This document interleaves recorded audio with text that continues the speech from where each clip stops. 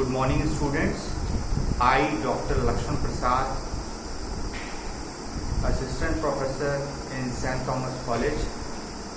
Today we are taking practical question of tax payable, AMCOM second semester, paper 3. So before solving the question, first I read the question. From the following information, compute tax payable by Mr. Ram for the assessment year 2019-20. Income from house property computed 80,000. Interest on government securities 10,000. Long-term capital gains under section 112, it's 50,000. Income from business is 10,55,000. Agricultural income is 50,000. Amount withdrawn from public provident fund is 30,000. Purchased NSC 8 issue is 30,000. Deposited in public provident fund is 60,000. Subscription to eligible issue of capital is 35,000. So first we should follow the sequence. There is a sequence. First, income from salary, which is not available in this question. So second head is income from house property, which is already computed. So we should start our question computation of tax payable for the assessment year 2019-20. Income from house property, which is 80,000. Then next head is income from business and profession. So income from business, which is given 10,55,000.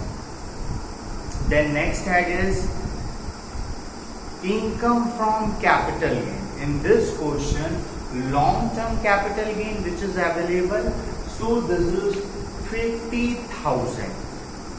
Then income from other sources. Next head, income from other sources. In this, interest on government securities, which is 10,000.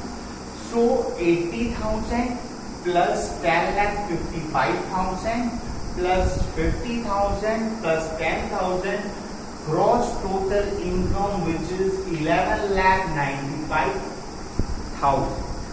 Then deduction, which is available in this question under section 80C. There is a maximum limit of under section 80C, which is 1,50,000. But in this question, there are some information like amount withdrawn from public provident fund, which is exempt. Then next point, purchased NSC 8 issue. Amount is 30,000. Deposited in public provident fund, amount is 60,000. Subscription to eligible issue of capital, which is 35,000. So in this question, 30,000 plus 60,000, which is 90,000, plus 35,000, 1,25,000. If the limit of 1,50,000 which is crossed, we can only charge 1,50,000. But in this question, the limit is under the limit. It's total 1,25,000. So we charge in under section 80C 1,25,000.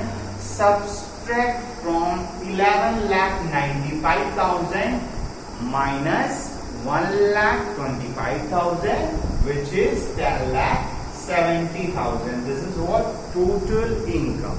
In gross total income, subtract the deduction, we received total income. And then add agricultural income. There is an information which is available regarding agricultural income, which is 1 lakh rupees. The agricultural income. So this is 11,70,000, which is aggregate income. Aggregate income. While adding agriculture income, we received aggregate income. In this amount, 11,70,000, we have to calculate how much tax a person has to pay. Here in this question, Mr. Ram. So, first we should start tax on long-term capital gain amount, which is mentioned 50,000. So, there is a limit at the rate of 20%. So, 50,000 got 20%, which is 10,000. And then next, tax on rupee 2,50,000, it's nil. Then next, tax on 2,50,000 at the rate of 5%. 2,50,000 का 5% होता है 12,500. We have to charge. Then next, tax on rupees 5 lakh at the rate of 20%. Then tax on rupees 5 lakh at the rate of 20%. 5 lakh का 20% amount, which is 1 lakh. See, our aggregate income is 11,70,000. Here 50,000, 2,50,000, 2,50,000, 5 lakh means 10,50,000. We already covered 11,50,000 minus 10,50,000. There is a remaining balance which is available, rupees 1,20,000. So tax on rupee 1,20,000 at the rate of 30%. So 1,20,000 का 30% is 36,000. So we add 10,000 plus 12,500 plus 1 lakh plus 36,000. 10 plus 12,500 is 22,500 plus 1 lakh, 1,22,500 plus 36,000, it's 1,58,500. So the amount is 1,58,500. Then deduct. Tax on agriculture income on rupee 2,50,000, it's nil plus 1 lakh. 1 lakh का 5%. 1 lakh का 5% कितना होता है? 5,000. So subtract this amount. 5,000. 1,58,500 minus 5,000, which is 1,53,500. Then surcharge. See, if this income is cross rupees 50 lakh amount, then only surcharge which will be applicable. And here less than, it's only 11,70,000. So there is no surcharge will be charged. So plus surcharge, total income does not exceed the prescribed rate. Prescribed amounts, so here nil. Then same amount 1,53,500. Then plus health and education cess, which is charged at the rate of 4%. So plus add health and education cess at the rate of 4%. 1,53,500 into 4%, it's 6,140.